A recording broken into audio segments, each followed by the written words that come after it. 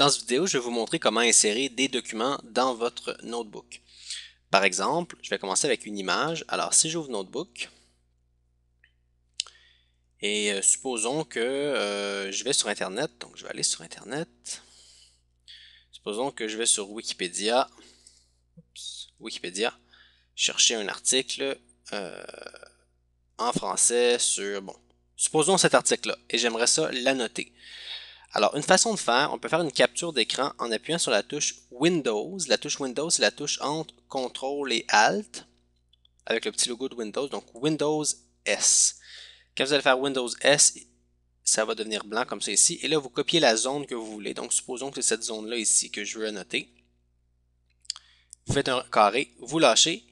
Et s'il y a une fenêtre qui ouvre, appuyez sur Copier au presse-papier. Copier dans le presse-papier. Alors là, en ce moment, ça a fait une copie dans le presse-papier. Je peux simplement faire coller. Je peux coller ça dans Word, je peux coller ça dans PowerPoint et je peux coller ça dans Notebook. Et là, ici, j'ai ce que je viens de copier. Si c'est trop gros, n'oubliez pas qu'on peut le redimensionner. Alors ici, il y a l'image, en fait, que je viens de copier. Alors maintenant, on peut l'annoter. On peut surligner des éléments. Et si bien sûr on utilise l'efface, ça n'effacera pas le texte. Alors ça, c'est comment on insère une image. C'est la même chose si vous avez une image sur votre ordinateur. Je vais juste y aller ici. On peut faire insérer fichier d'image et on peut aller chercher une image qui est sur notre ordinateur. Par exemple, si je prends cette image-là, eh bien là, elle est insérée dans la page et là, je peux l'annoter. Capture d'écran, image. On peut aussi insérer un document Word ou PowerPoint ou n'importe quel document de ce type-là. Alors, je vais commencer avec un Word. Si je vais insérer un Word et l'annoter, je vous le montre. Alors ici, j'ai un document Word que j'ai créé, c'est un examen de mathématiques. Alors, pour l'insérer, premièrement, on doit le sauvegarder en PDF. Donc, fichier, enregistrer sous, et on choisit, au lieu de document Word, on choisit PDF. Alors, on enregistre. Automatiquement, il va ouvrir en PDF. Je vais fermer le Word. Donc, moi, ici, j'ai mon PDF qui est ouvert ici. Là, on doit faire fichier, imprimer. Et on va choisir, dans les imprimantes, il y a l'imprimante Smart Notebook Document Writer. Si on prend ça ici, faites bien attention de mettre mise à l'échelle aucun, rotation auto et centrage, on décoche ça. Et dans options avancées, on va choisir imprimer comme une image. OK. Et puis on clique sur OK. Alors on patiente un peu. Je ferme le PowerPoint, le document PDF. Et le notebook va s'ouvrir. Et comme vous le voyez, dans Notebook, j'ai chacune de mes pages. Il est possible de voir des lignes comme ça blanches. J'ai pas de solution actuellement. C'est le mieux que je peux faire. Mais quand même, on voit tout le document et c'est quand même assez satisfaisant. Donc, le document est ici. On ne peut plus le modifier maintenant. Par contre, on peut l'annoter, on peut écrire, on peut surligner comme tantôt des éléments.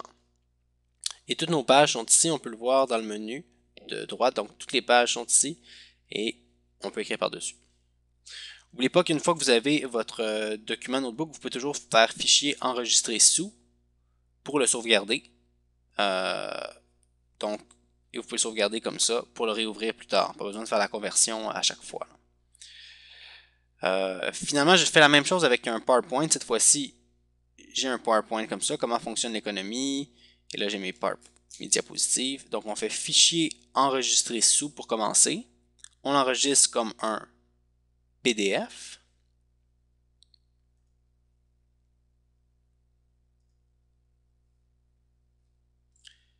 Et là, maintenant qu'il est enregistré en PDF, comme tantôt, on fait fichier imprimer. On choisit l'imprimante Smart Notebook. Et là, ici, vous avez un aperçu. Vous voyez comment fonctionne l'économie sort du cadre. Alors, on va aller dans Mise en page et on va dire Paysage. En choisissant Paysage, on voit maintenant que toute la diapositive est dans le cadre. On n'oublie pas d'aller dans Options avancées, cocher Imprimer comme une image. Et on clique sur OK.